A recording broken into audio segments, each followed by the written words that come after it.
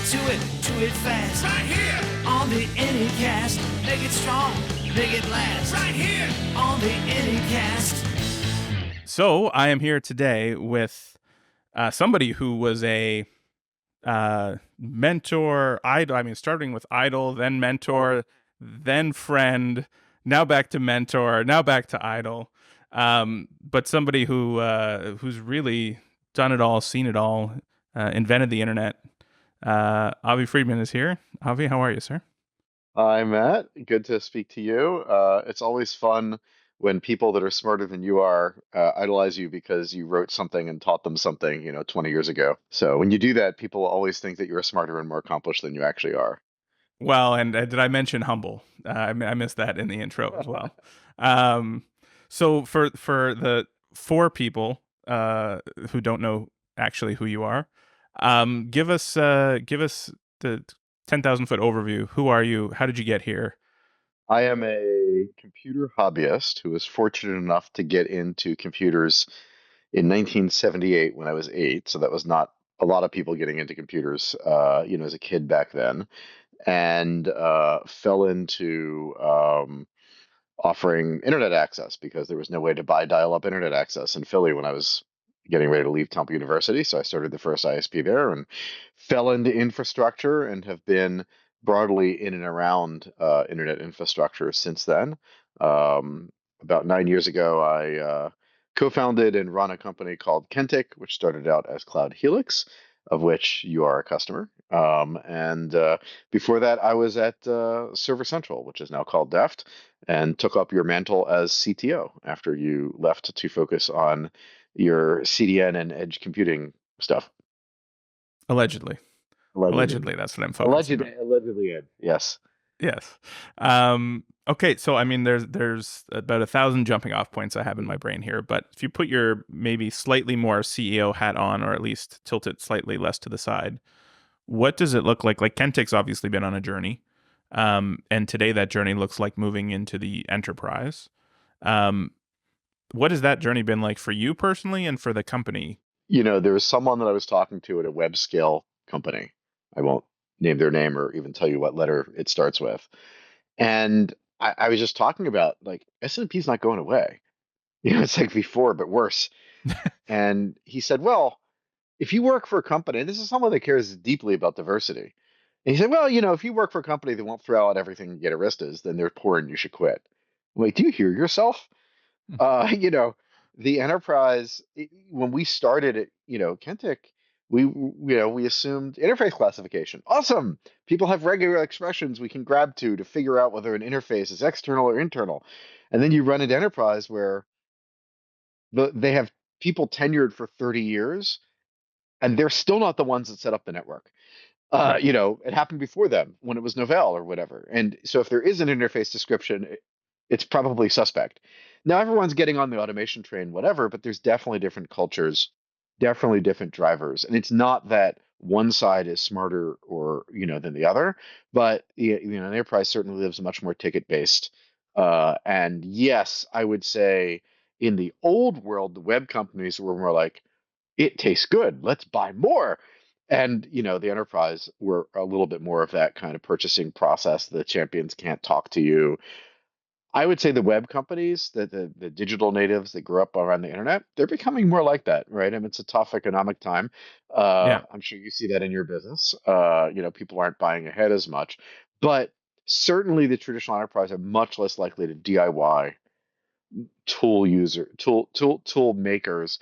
And it's not again because they can't, it's just the culture and the way things are. It's very very multitasked, lots of different groups. They're ISPs to their own internal companies, and just the way it is. So I think it's less about that vertical and more about, look, for me personally, kid takes a couple hundred people, tens of millions of dollars of revenue. People engineering is a lot harder than, you know, engineering. Not that computer science is actual science, or that software engineering is actual engineering, or network engineering is like being a garage mechanic, really. But but you know, when you're in business, you think you are choosing between three answers to a question. you might not even be asking the right question, much less you might not have the right possibilities, which is why it's good to bring in people that are not just like you, not just your Right. friends, because maybe different perspectives. And that's what I signed up for, but it definitely humbles you. And you see sometimes, wow, why didn't I think of that? And this is happening over here. So ultimately, it's fun because if you uh, have a one-man band, it can only sound so good. You only have so many customers, so many admirers, so many employees, and that stuff is fun too. So I'm Sure. definitely happy with the way we've chosen. And in the last 18 months for Kentik, those large enterprise, definitely fun to get in and work with in a different way. Again, less Sure. likely to start with the API, but we're solving big problems for them, and that's fun. For those who don't know, you've played a lot of poker in your life at the highest of levels. Um, does that help or hurt in a world where like the game of business has like so few constraints? Like you're doing a probability calculation, but then Godzilla shows up and eats Tokyo, and it's just like, okay, so nothing that I was using actually happened. Like how does it help or how does it hurt, and how do you view that? Well, first of all, I think every professional can use uh, some obsession, something they like doing that takes them out of the headspace of what they're doing professionally. Because sometimes when you're sort of stuck thinking about something and your head is in the problem space, so you need to sort of disconnect, and then the answer will magically come to you as your background processors start thinking about it. Yeah. And poker is incredibly freaking boring unless it's like baseball. Unless you after are having great conversations, it's actually pretty boring. Yeah. So I prefer Pot Limit Omaha, which is less boring because you have to fold less, but it's still the moments of sheer puckering terror or fun are, you know, few and far between in poker. And so you certainly have time to sit and think. The discipline of it is also helpful because you really have to know and believe that life is one long session. Mm. So, you know, just because I didn't get it done this week, this month, this year, I think there's an analogy in business. I see people get frantic because they must achieve whatever it is right now. And sometimes the market's not ready, the organization is overloaded, the customer's not ready, whatever it is. And in poker, you can really have very bad results if you decide, I'm not going to leave this table down money because, well, hope is not a strategy. Getting out of your head, understanding that. And, look, in business, when you're negotiating, when you're thinking about strategy, there's certainly a lot of reading people, and poker teaches that too. It's like, why would they be doing this? Does this make sense? What is this story? And so, yeah, I think those are skills that translate too and are helpful, and it's a good way to sharpen those in a different domain. Does it make you better at reading like internal people? Like, do you feel like you have an advantage in trying to understand what's going on compared to, somebody who might come in and say, I'm not really that great at reading people, but I do have to manage or lead them today. So here we go. I think that I've I don't know whether I'm any better at that than I was 10 years ago. And, at Akamai, I had two business cards when I started. One was Chief Sushi Consumption Officer, and the other was Optimizer of Economic Inefficiencies, because I came in and was like, what are we doing here? They need to change this. So I think I've always been okay at it. And we definitely had to consult the lawyers because, I knew things from signing an NDA as me as the ISP, and someone was telling me something different as me as Akamai, and so I had to go to lawyers like, can I call bullshit? Because like, I've signed an NDA over here, so I can't tell you why I know that they're full of But it's shit, bullshit. but it is bullshit. And so yes, Yeah. you can say that, but you can't explain why. But I think I've gone much more with my spidey sense. Mm. And also I think there isn't a lot of that internally, and we're still could always do a better job, but we really try to screen for curiosity and against drama.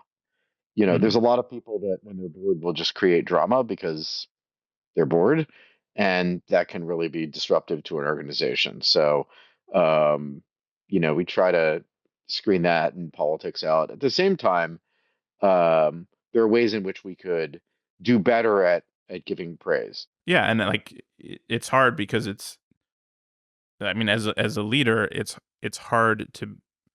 It's way easier, and I don't know if that's the right word for me, to be like, "Oh, hey, I just saw you make a mistake," than, "Oh, hey, I just saw you do a good job." Mhm. Because one was my baseline assumption of what you would do. Sure. And so I don't want to be patronizing and like be seal clapping at people like, wow, it was amazing that today you showed up and did your job. That was like Right. unbelievable. So it's like finding that line where it's not insincere, and it's like, I liked the way you went about doing it. The world has biased, a little more towards recognition from 20, 30 years ago, at least the cultures that we grew up in. So, it's definitely something to be thoughtful of and try to do better at. Yeah. Perfect. Excellent. All right, Avi. Thank you so much. Thanks, Matt. It's different, another round, so much more to talk about. Gonna aim to satisfy with help from CacheFly. Get to it fast. Right here on the Anycast. Make it strong, make it last. Right here on the Anycast. The Anycast podcast, brought to you by CacheFly.